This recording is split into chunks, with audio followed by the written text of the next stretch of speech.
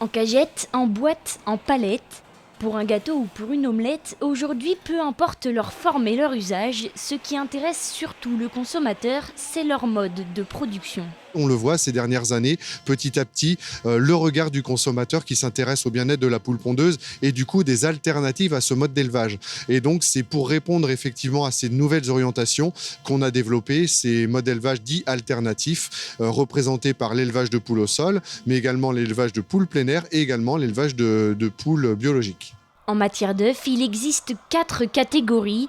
Le numéro 3 pour les poules élevées en cage, les 1 et 0 pour les poules élevées en plein air.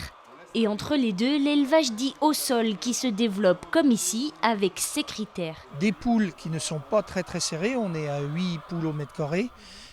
En système de volière, donc on sort de la fiente, ce qui permet de ne pas avoir d'excès d'ammoniac dans l'environnement des animaux. Ça reste un oiseau, donc elle a besoin de se percher et elle a besoin de se percher à plusieurs pour se protéger.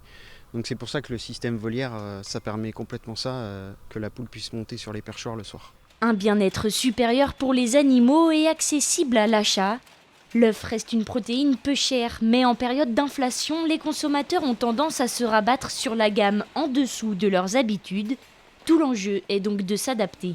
L'orientation de ces nouveaux modes d'élevage vers des systèmes alternatifs a été, on va dire, pondérée un petit peu ces derniers mois par l'inflation qu'on peut voir dans tous les produits alimentaires et pas que. On essaye de planifier petit à petit en essayant de comprendre un petit peu quelle va être la demande de demain vis-à-vis de cette transition des modes d'élevage versus l'inflation des produits alimentaires, et comment on va pouvoir malgré tout continuer et accompagner ce changement. Du changement avec un objectif annoncé, les élevages conventionnels du groupe Gélin seront substitués par des élevages alternatifs d'ici 2025.